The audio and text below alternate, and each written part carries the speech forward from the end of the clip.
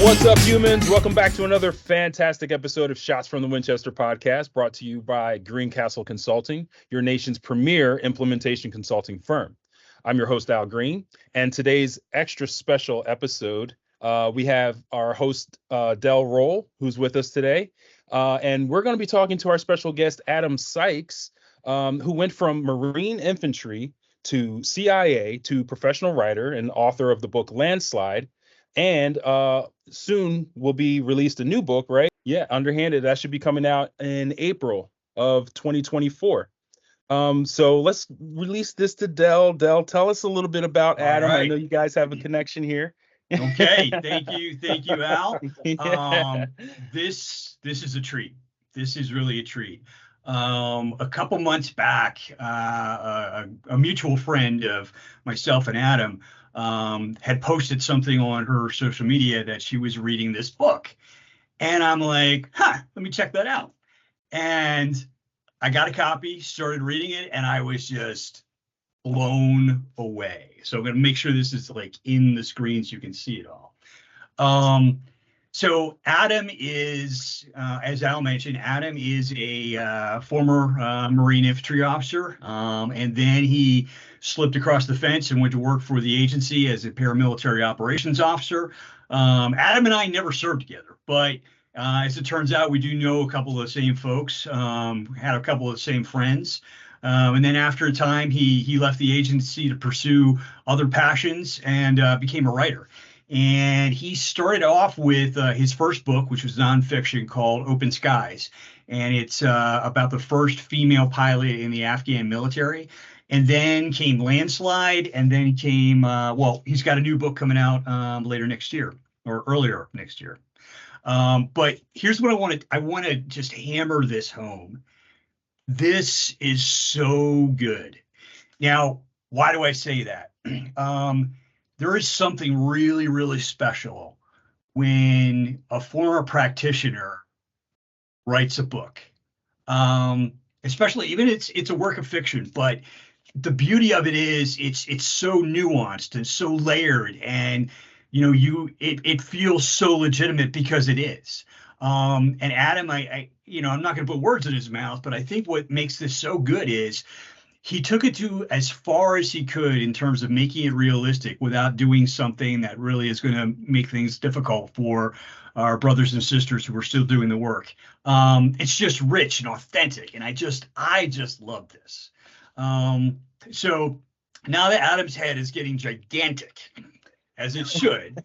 But no, this is fantastic. If you have not read it, pause this podcast and go order one, or drive to your local independent bookstore and get a copy. But this is fantastic. So this is a great opportunity we have today. And like I said earlier, no one tunes in to listen to me and Al. They want to talk. They want to hear from our guests. So, Adam, tell us a little bit about yourself, brother. Like, how did you get started in the Corps, and how did you, decide to work for the agency and writing? So, have at it, brother. Yeah, well, first I just need to say thanks for having me on the show, Al. It's a pleasure to meet you. I think this is the first time we've corresponded. Yeah. And Del, you and I have been talking back and forth for a while. It's a pleasure to see you on the screen and some of the stories we've shared and all that. So this to me is an honor, and yeah, you flatter me too much with the praise for the book, my friend. We'll see what happens with book number 3. So yeah, it is Del and Al kind of mentioned. So I was in the Marine Corps for about 10 years. So I was 18, and I had wanted to be in the Marine Corps since I was a little kid. So my grandparents, they were in World War II. They were in the Pacific. One was in the Navy, one was in the Army. I grew up in a very military family, and I knew from my earliest age that I wanted to be in the Marine Corps. And so I did that, and I loved it. And within 48 hours of being at boot camp, I thought to myself, what the hell did I get myself into? I think how most everybody does. And this was the mid-90s. Desert Storm was a couple years before. Black Hawk down in Somalia had been a couple years before. So this was the mid-90s. The show was over in the Balkans. But it was good. After I got over that initial bit, I really enjoyed my time in the Marines and did some really interesting stuff. I was over in the Balkan areas for quite a while. And then I went on the MSG program. That's where Marines are out there at the embassies around the world. I got to serve in Moscow, Russia. Putin had just come to power. I got some stories about that. Wow. Yeah, that was interesting. I was there for a year. Very different country then as it is now. So it was kind of interesting to see that transition over about 20 years. Wow. And then I was in Portugal, and that's when 9/11 happened. And I was at my, what year? I was probably at my 6 or 7 year mark then. And at that point, I'd already decided I wanted to get out. I'd been exposed to the international community, and I really wanted to go to the State Department, or I wanted to go into banking. I wanted to go do something different. Mm. And I was making plans for it. I was doing, college visits and the whole bit because I hadn't had my degree yet. I enlisted. I think I was a staff sergeant at the time. And 9/11 happens. And that's when it's like, okay, this is that life era event that's going to kind of define the future for years to come. And so I watched the towers go down from Portugal. I watched the first few days of us going into Afghanistan and everything that was happening. And I knew at that point I couldn't go anywhere. I couldn't leave the Marines yet. I was an infantryman. I'd done quite a bit of stuff already. So I called what you call the monitor, which is the person who kind of controls where your assignments are in the Marine Corps. And I said, this is about probably 6 months later. I said, you need to get me to the first Victor unit going overseas for Iraq. And a Victor unit back in those days, that was a deployable combat unit. And he said, oh, I can probably get you one in the rotation about 9 months. And I said, no, I need to leave tomorrow because we're going soon. And, fast forward a month, he's like, yep, okay, I got you. You're going to 2-5. So I go to 2nd Battalion, 5th Marines out there in California. I got there in November, and then a month later we were in Kuwait, and then 2 months after that we were in Iraq. Wow. Did a couple tours there. Was a very interesting time, for those of us who've been over there. It was pretty dynamic. Did the invasion, went back again in 04, 05 for Ramadi and Fallujah. And like I said earlier, I decided to get out of the Marine Corps a few years before. I just knew I couldn't leave at that time. So I'm at my 10-year mark. And that's when I'm like, okay, it's time for me to go. It's time for me to move on. I've had 2 tours over here. I really want to go and do something else. Mm-hmm. And so that's when I left the Marine Corps. And that was about 2005. But through this time and through everything that kind of got me in the Marine Corps and what I loved about it, and I enjoyed every minute of my day. I don't regret a day in the Marine Corps. Reading and writing was a part of everything. I was a voracious reader growing up. Loved history. My degree became international relations. I went on later to get some graduate work in history. Love all this stuff. So reading and writing was a part of me even at that young age. Well, I go to school after the Marine Corps, and this time I'm consulting down in Quantico at the Marine Corps Combat Development Command. And truth be told, I was not looking to go to the agency. I was not looking to go do that. I was interviewing up in New York at Citibank. I was planning to take the Foreign Service Officer exam to join the State Department, and a few other things. And I wouldn't find out a lot of this until a few years later. But someone who knew me at Quantico and someone who knew me in Iraq passed my resume off to the folks at, our shared agency. I get this bastards. Yeah, exactly. I had no idea this is going. I get this random phone call from this guy saying, "Yeah, I'm calling from Northern Virginia. I'd like to talk to you for about 30 minutes." And I'm like, okay. And I just go in about 2 or 3 minutes, Dylan. You know what I'm talking about. You kind of figure out that this something's not right, but this is kind of interesting. I want to see where this goes. And so that was my first. Yeah, that was my first encounter with the agency. Yep. And fast forward about a year and a half, finished my degree, and I'd been through the interview process at this point. And I remember asking my interviewer at one of these, who became a very close mentor of mine. You probably know who it is, Del. But I became a very close mentor of mine, a very dear friend, even to this day, true pipe hitter. I remember leaning across the table at him and saying, "What the hell am I interviewing for?"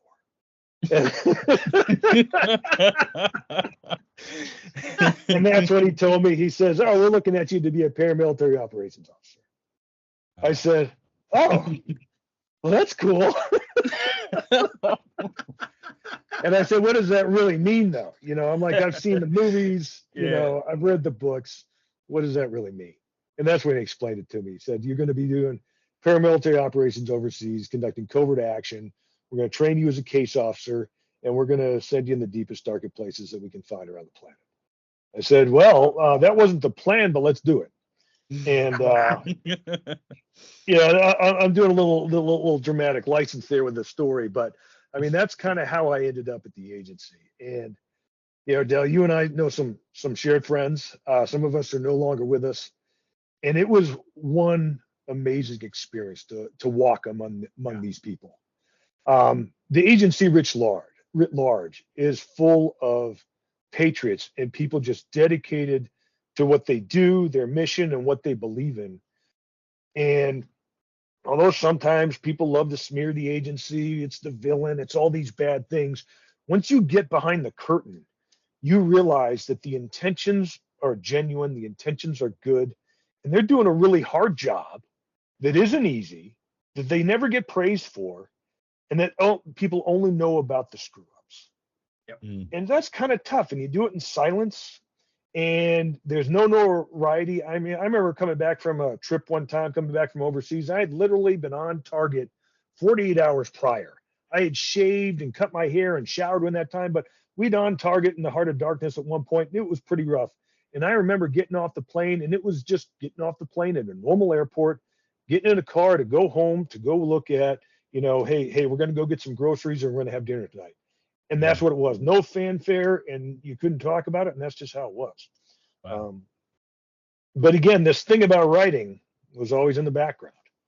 And so I was in East Africa at one point, and East Africa had a lot of time on my hands, just me and one other guy, a former SEAL, and we're hanging out, and we were waiting to go do some stuff. And I'd already read through all the books I had. I'd already watched the full season of Big Bang Theory.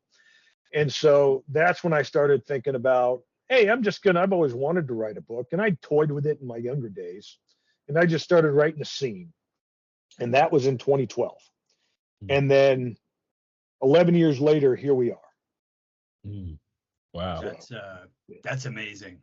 Yeah. And I really can connect with what you were saying about you come home from doing a job, and it is so different than the military experience where, there's fanfare and there's parades and there's all that. And when we would come home, it was like, you're just some dude who's coming back from overseas. That's it. Regardless of what you were actually doing only hours beforehand. So that really resonates with me. But with the writing component, it's like, it's funny. I've frequently said this, that writing is probably the hardest thing I've ever had to do. And you really do feel like you have to do this because you'd have to be insane to do it otherwise. Because it's like low crawling through the valley of queries and rejections. Bullets going overhead. Yeah. Yeah. So nobody likes you and nobody wants to talk to you. Yes. That is exactly it. So, tell us about, and it's great that you mentioned that. It's like you felt the need to do this, and that's how it started. And it was a 11-year process. Well, actually shorter because your book's been out for a year. But again, that's something that a lot of people just don't understand. It's like, of 100 people that say they're going to write a book, one actually does. Of something, you have better odds of being struck by lightning and winning the lottery than you are of getting published. So tell us your story, man. How did you go from writing that first scene to getting a book? Yeah.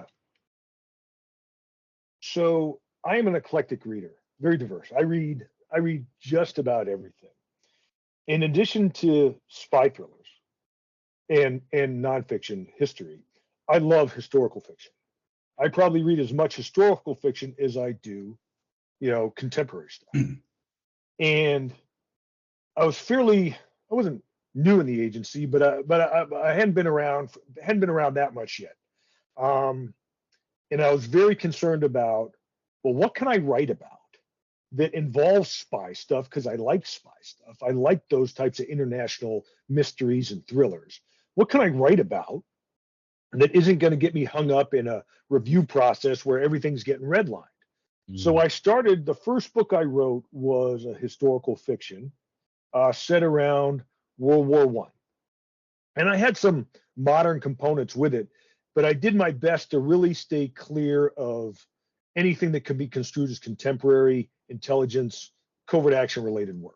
And so I wrote this, and I probably rewrote that first scene 20 times. I just kept tinkering with it, learning as I go and all that type of stuff. And that first book, till it was ready to query, that first manuscript was probably 3 years from the time I first put pen to paper in Africa to where I was actually sitting in Virginia. And this, Del, you are just hitting send on all these emails to all these agents of publishing house saying, please read my stuff, and trying to find with some connection in the first line of your email so they actually read the rest of your email. I mean, it was probably a 3-year process for me. Thank goodness that book will never be published because it was atrocious. It was atrocious. But I got some good feedback. Learned a lot. And that's when I started saying, okay, well, let's do this again. And I was very fortunate. An agent took the time, who's not my agent, but an agent took the time to talk to me. I said, hey, what can I do differently? What didn't you like? What would maybe what would you suggest? In addition to the comments she made about the book, she says, what you might want to consider is just working with an editor. She says, you have all this experience, and you're a good writer. You've just never been trained to write fiction. You've done all this other stuff. You need somebody to kind of help you through some stuff. And I said, okay, well, like a developmental editor or something like that. She's like, yeah, a developmental editor. So I start looking for a developmental editor, and I find this gentleman named Richard Merrick. And Richard Merrick was Robert Ludlum's first editor. Oh, wow. He found the Scarlatti Inheritance. He did the Bourne books. He did everything. He was this gentleman, this powerhouse editor in the traditional publishing world up in New York. He recently passed away a couple years ago, but he was retired when I met him, and he was living in his house in Connecticut. And we went back and forth for about a year. And during that time, I'm just thinking to myself, I'm like, man, he is probably smoking cigarettes and drinking martinis as we're talking on the phone about this book. And it was just amazing to work with this guy. And it was fascinating to hear the stories about who he called Bob Ludlum. He called him Bob, about how he was writing and all this types of stuff. And he said that man could finish a scene better than anybody else. And, Robert Ludlum has got his start in kind of the dramatic world, but he said he could finish a scene better than else. That's what, he was brilliant at. So anyway, we wrote this next manuscript. This manuscript lands me my current agent, but it doesn't get picked up. But made a lot of progress, did some good stuff. So now I've got myself an agent, and this is probably 2016, 2017 by this point. And I'm talking with her, and her name's Judy Kapaj. And I had another agent as well, Samuel Durrance. They worked together. But Judy's the one she's the one who found Die Hard. She's the one who turned Die Hard into a movie. She has done some fascinating work. Wow. Brian Greenberg, Death Wish, and all that. I mean, she was the one who kind of brought a lot of this stuff to Hollywood.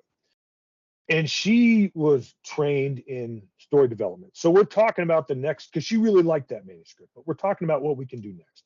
She says, you know what, Adam, you've really got to peel that onion and really get into the stuff that you don't want to talk about, you don't want to write about, and really the stuff that's going to resonate with people is the stuff that's going to make you hurt. That's what I want you to write about. I said, okay. So we started collaborating and talking about what Landslide could be. And then after a couple conversations, she's like, all right, have at it. So that's where Landslide started. And I remember her reading probably half of it midway through at one point. She says, Adam, this is really good, but you need to go even darker. You need to go into those places that you don't want to go, that you don't want to talk about. And you got to moderate it enough, but that's where you're going to connect with your readers. So I said, okay. So we went a little deeper, and eventually it became the manuscript that came out in 2022. So that's how it kind of all happened. Wow. That is awesome, man. That is, and I'm glad you shared it, because again, the likelihood of, one actually getting a published book, it literally is like, winning the lottery, being struck by lightning. And it's just such a process of being beat down and thinking you're doing something amazing, and then being told, nope, you got to go deeper. Not good enough. Yeah. And it's just incredible. So thank you for sharing that, because it just, and I think it resonates with the veteran community, because, it's how many people would just say, heck with this, I'm not doing it. You get beat down a couple times, but it's like, you gotta, tighten your stuff up, time to cowboy up and keep going. So, thank you for sharing that. Yeah. Well, I think, our shared backgrounds in the special operations community, I think that we're very open to criticism. We want it to be constructive. Yeah. We've gotten a lot of negative criticism in life, but that constructive criticism, I was very open to that. And, I was fortunate when I would talk to people about writing. I say, don't pull any punches. I mean, tell me what you honestly think. I don't want you to sugarcoat it so I misunderstand what you're trying to say. If it sucks, tell me it sucks. And then if you have thoughts on to make it better, then let's talk about that. Yeah. What I didn't mention was you commented on the nonfiction book that I co-authored, Open Skies, My Life as Afghanistan's First Female Pilot. Obviously, that's not about me, but it's about this woman named Nilafar Rahmani. And she was Afghanistan's first female pilot who had sought political asylum here in the States because her own unit was trying to kill her at one point. She grew up, her father, he grew up in the Soviet-Afghan War in the 80s. She grew up under the Taliban in the 90s. And then when, 9/11 happened, she's watching the helicopters and everything happen overhead. They were in Kabul at the time. And then when the Afghan Air Force said they were going to recruit women, she was one of the first recruits and became the first fixed-wing Air Force pilot. Without, going through the whole story, she eventually found her way to the States, got trained to fly C-130s, but she was getting ready to fly back to Kabul, and her close friend and her father called her and said, don't come back. If you come back, you will be killed as soon as you get off the plane. Jeez. And so she sought political asylum. It took a couple of years. And in that time, she wanted to write a book to tell her story. And she had a friend. Do you remember the book American Sniper about Chris Kyle? Yeah. Yeah. Well, Nilafar got in contact with his co-author, Jim DeFelice, who's a very famous nonfiction author. And it just so happens that Jim DeFelice and I have the same agent. And so Jim said, hey, Judy, I'd like you to talk to this gal. And then Judy called me and said, Adam, we think you're the one to help her write a book. So we did that book in a year, going back and forth. Wow. But that tells her story. And that is a truly impressive story about a courageous woman who just kept getting back up and would not be cowed or dissuaded by anything that came in front of her. That's amazing. Yeah. You hear those stories and it's like, I feel like a hobo. I haven't done anything with my life. That is amazing. Yeah. That is inspiring. I'm gonna have to get a copy of that. Yeah. There's a question I have cool. there. So when you mentioned going back to the drawing board to some extent with your stories and finding value in having an editor in your corner to give you those elements that maybe you didn't feel you had necessarily as far as like the fiction world goes.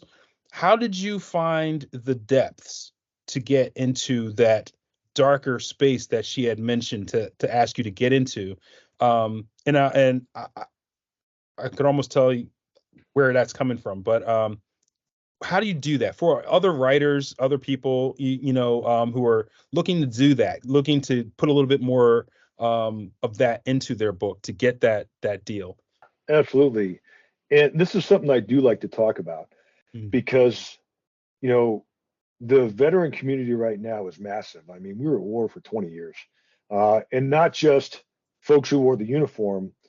All different types of folks in this country have done amazing things and seen some probably pretty tragic things, or Yeah. experienced that overseas around the world. So for me, I'm an introvert Mm. and I don't like talking about my feelings. I mean, Mm. probably a lot of folks. And Yeah. so this idea of talking about your feelings, your darkest fears, what scared you, what you still remember, what still keeps you up at night, or what wakes you up at night in a cold sweat. Mm. Those are elements that are that I have found benefit from writing about. Mm. Initially, I didn't want to do it. Mm. And so when I would talk to these other folks, either editors or folks who are experienced in writing, they would say, think about the characters you've really enjoyed reading about throughout your life, and what were the things that made them attractive to you or why you liked them. Mm. And I love intricate plots. I love these conspiracies and all that type of stuff. I mean, that's got to be part of the story for me. Mm. But I think about Sharp's rifles, and the rifleman there in his life. I thought about Jason Bourne. I thought Mm. about these characters that resonate me. James Bond, the actual literary James Bond. Mm. I think about these people that I read over time, and there was always some type of hardened darkness inside them that helped define their character, who they were, but it made them stronger in some ways. It made them able to withstand certain things in life. And you can talk at length about, well, is that person's inherent, is it in their DNA, or were they built that way, or did they become that way over time? So I said, okay, there's an element of character development that's got to go on here. Hmm. And you got to write about what you know. So I said, okay, I've had my share of experiences over time. I had quite a few combat deployments. I had my time at the agency, and you know, full disclosure, a lot of bad things have happened. I've lost a lot of friends. Yeah. I've been in situations now that I still second guess. I'm like, man, what happened?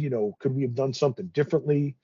Yeah. And so, as I would wrestle with that internally, I would say, okay, as I'm talking about this character and what makes him who he is and helps influence his decisions based off his past life, I'm going to take my own life and I'm going to change it enough so it's not me, but I'm going to touch on those same feelings and emotions.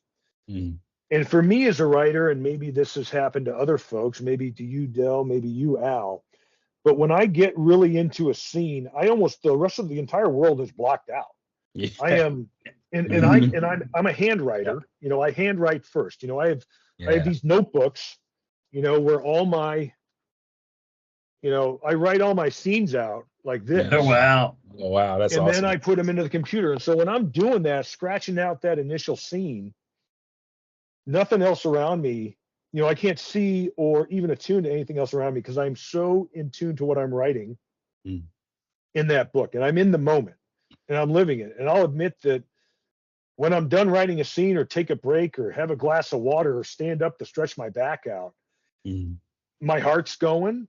I'm feeling the same emotions that I may have felt before, and I've got to do something to kind of resettle myself Right. because I've dug into those places. And Mm. I'll massage it and moderate it to eventually get to a finished product.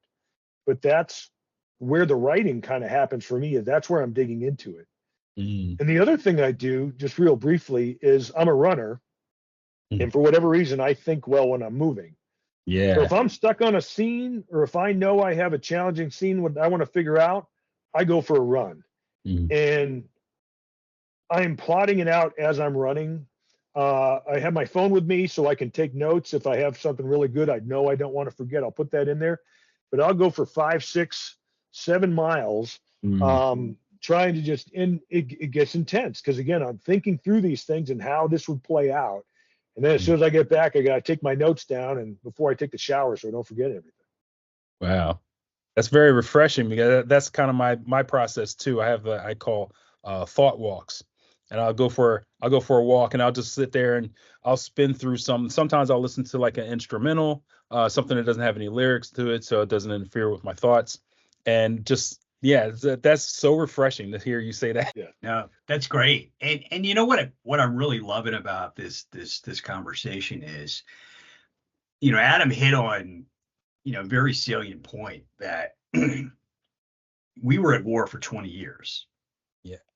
There is a lot of us out there. And, it's and I'm not saying to, negate or denigrate the extreme issues that some folks have, but even if you don't have that, you're still carrying something. You are still carrying this phantom rucksack that no one else can see. And you have to figure out how are you going to deal with it, and for you, it's running. God bless you. I was going to apologize for calling you an officer earlier. But now I don't feel so bad because you like to run. I just did it because I was forced to. But you got to find out how do you deal with it as an individual, and how do you take what you experienced and make it into something beautiful, make it into something productive. And even if you think I'm blowing it, I'm blowing it up too much, but you absolutely did. You took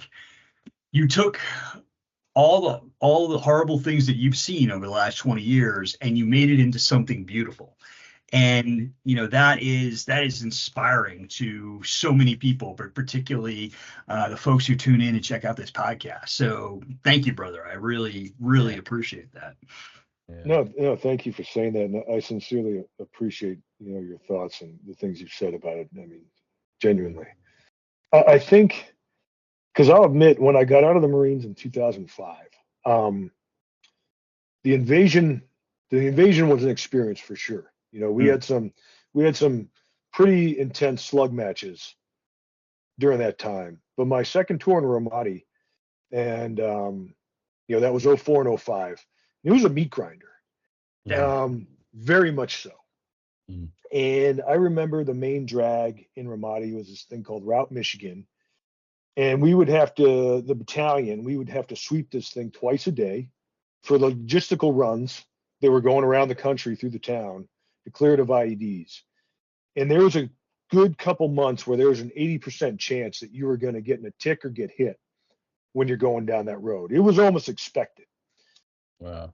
And so coming out of that experience, I mean, I still grind my teeth to this day because, you'd be coming around the corner and they've hit you there before and you clench down your teeth waiting for that ID to go off and send you careening sideways, or you'd be walking down the street waiting for the ambush to kick off or something. And we lost a lot of folks during that time. Yeah. I didn't start processing that probably till 5, 7, 8 years later. In the beginning, you didn't want to talk about it because you would get you riled up, or I didn't know how to talk about it. I had a lot of bitter feelings for a lot of things. I couldn't take myself out of it. And so when I moved, I remember moving to Washington, D.C. As soon as I got out, and that was being thrust into the beltway of the Washington, D.C. atmosphere, which was very different from growing up on Marine Corps, bases for the previous 10 years. And it was a struggle in many ways. Now in this other professional environment, hey, how do I interact? How do I integrate? How do I engage with folks drawing upon my experiences as we're still in this conflict? But how do I do it in a constructive way? And so for me, the writing, again, it didn't come till years later. And that's what I think helped me now to where I'm able to talk about it with folks, not only in a writing perspective, but also just having a conversation with somebody and not having to shut down. And it's been a 15, 17-year process in many ways, coming to grips with a lot of that. And then you throw in the time at the agency, and that was another grinder in many ways with what we were doing. And you know that as well as I do. And having to adjust to that very much in a whiplash standpoint. Like you said, you'd get off the plane, you'd just come out of some, war zone or conflict zone or someplace we weren't at war yet, but they were still shooting at you. And you'd get off that plane and you're now back into regular society, going down to Lost Dog, have a pizza and a beer. And so doing all that, you have to compartmentalize a lot of your emotions, your feelings, and your perspective. And writing for me and going into those places and then massaging them to get to another product has helped me kind of work through a lot of that. No, that's fantastic. And I personally really appreciate you being willing to share that, to talk about it, because there's a lot of people who will just not talk about it. It kind of harkens back to the Greatest Generation, where like our grandfathers came off the boat, didn't say a word about it ever. Yeah. And I think a lot of us are the same way. We just not going to talk about it. Or you got to find somebody who's had that similar situation, that similar experience, so you can talk about it. So thank you for sharing that sincerely. Yeah, absolutely. Moving to your next book. When you were writing Landslide, did you already have your next book in mind, The Underhanded? Yeah, I've probably got 15 books in mind. I have a folder on my laptop that probably has 15 book ideas. Some are, quick starts, or just there's stuff that's come down. I mean, I love it.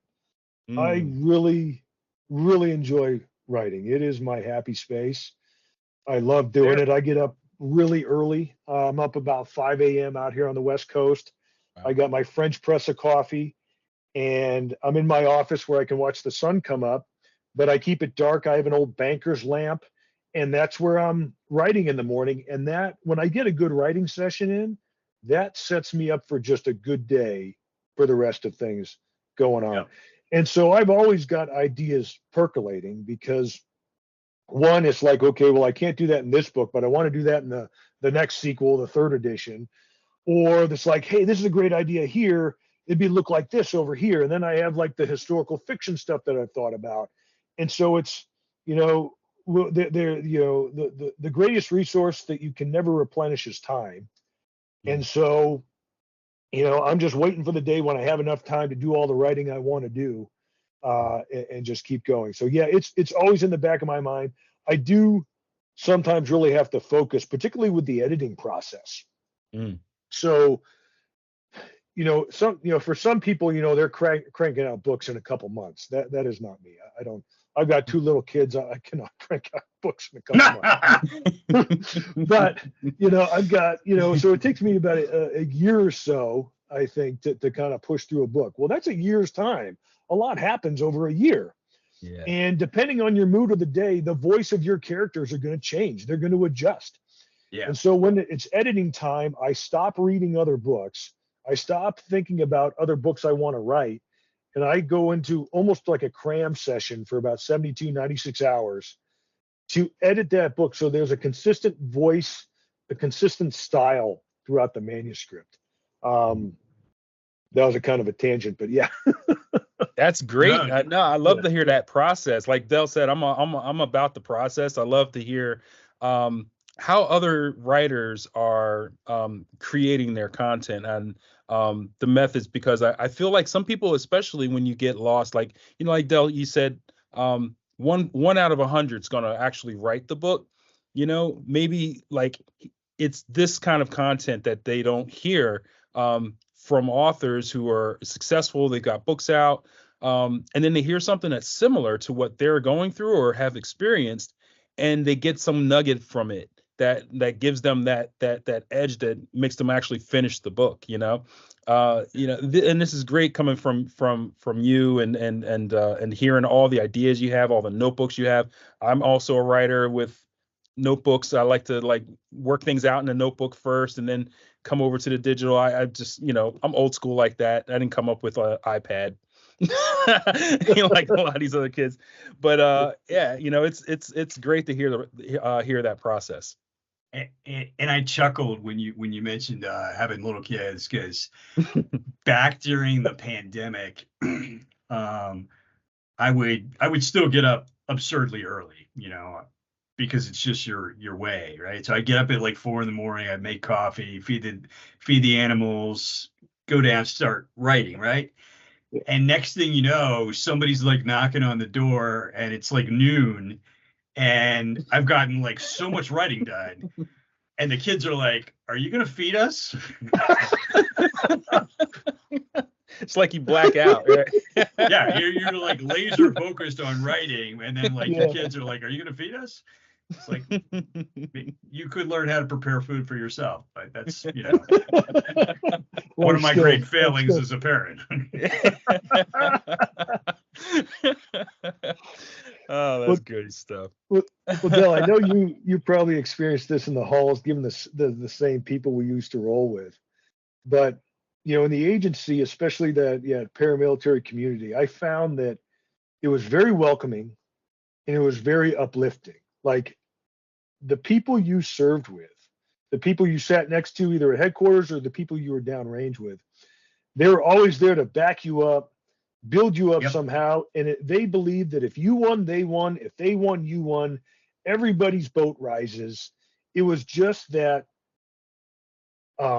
community that really wanted us all to succeed in the intelligence world. I found that the same when it comes to the thriller writing community as well. Absolutely. Like Thriller Fest, that happens in New York City. Everybody wants to talk to you. It doesn't matter if they're Jack Carr or some no-name named Adam. Everybody wants to talk. Everybody wants to share their experiences.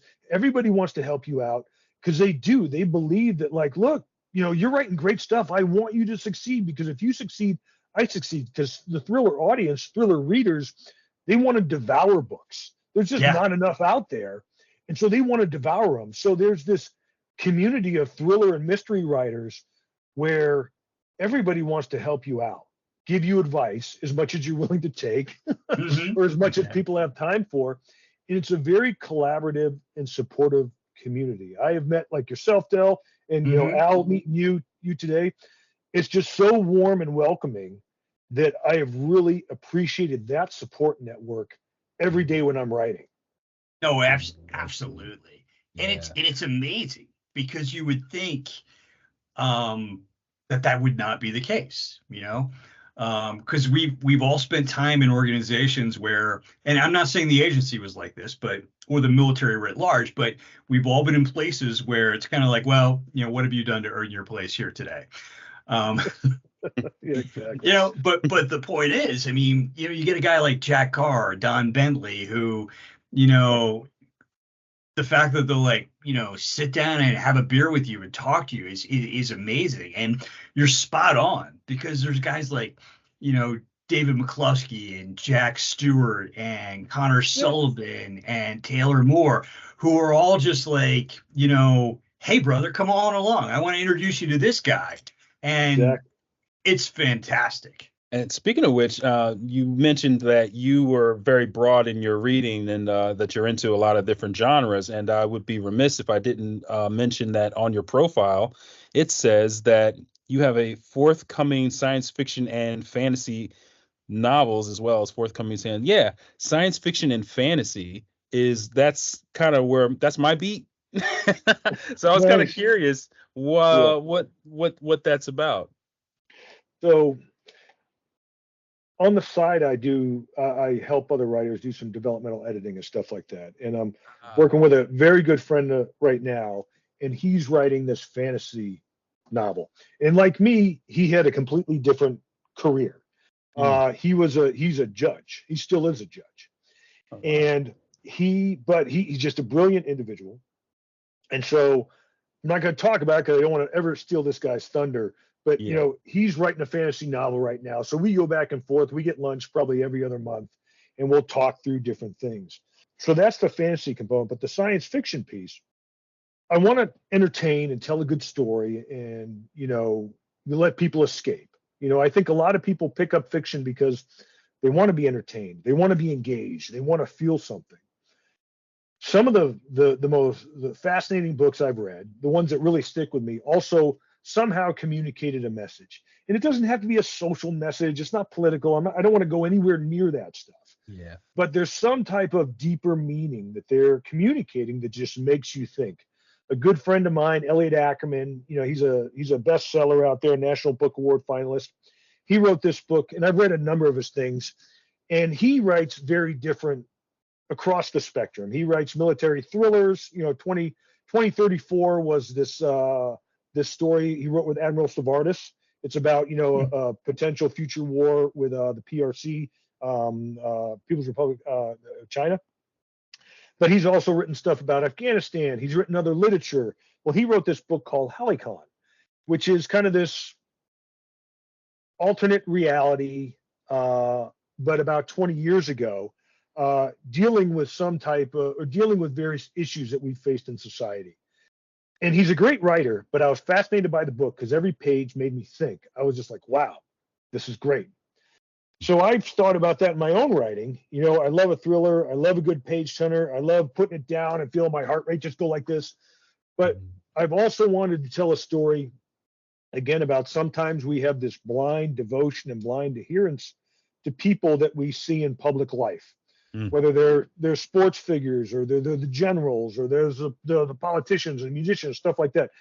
So the science fiction realm of this would be to tell a story that talks about that and about the pitfalls and the challenges we might face as a society, just blindly believing in some of the mantras and the dogma that sometimes I think as a society we can fall into.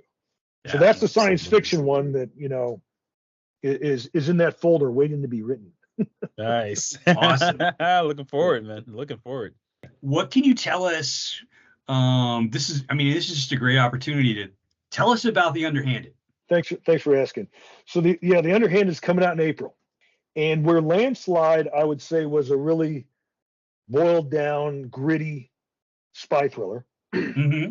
The Underhanded takes a little bit different take on it, and it's a manuscript that I cleaned up from a few years ago. So I didn't write Landslide and then write The Underhanded. I actually wrote The Underhanded first, then wrote Landslide, and I came back to The Underhanded because I'm like, my agent said, this is a really good book. You need to tune this up.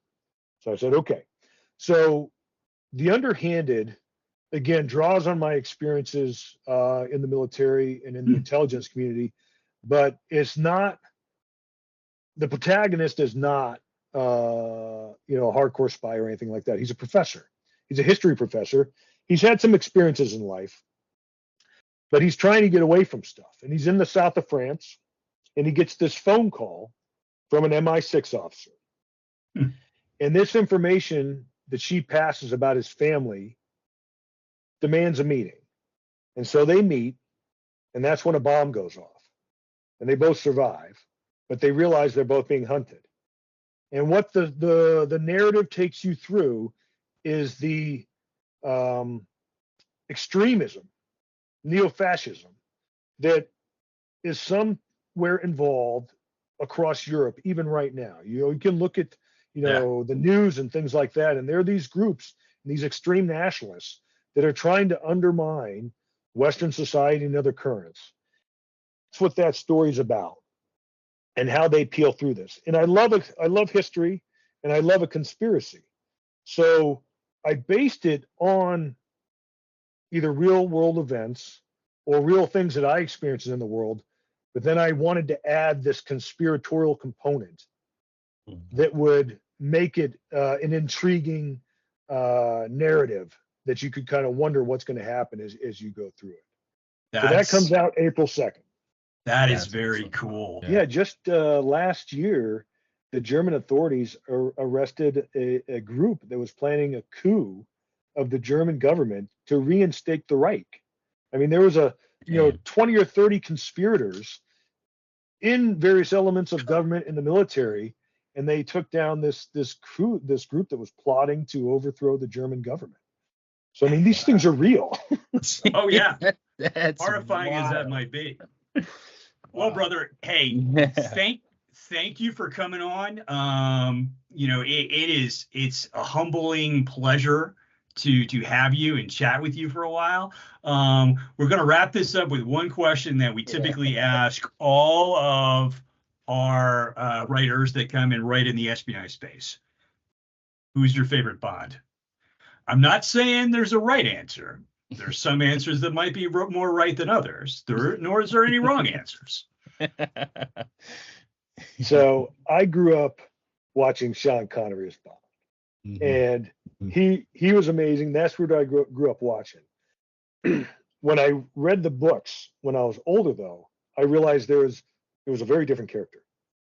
And I thought Daniel Craig in Casino Royale really illustrated what the Ian Fleming wrote in his first novels of this gentleman who's not as refined as what Sean Connery was.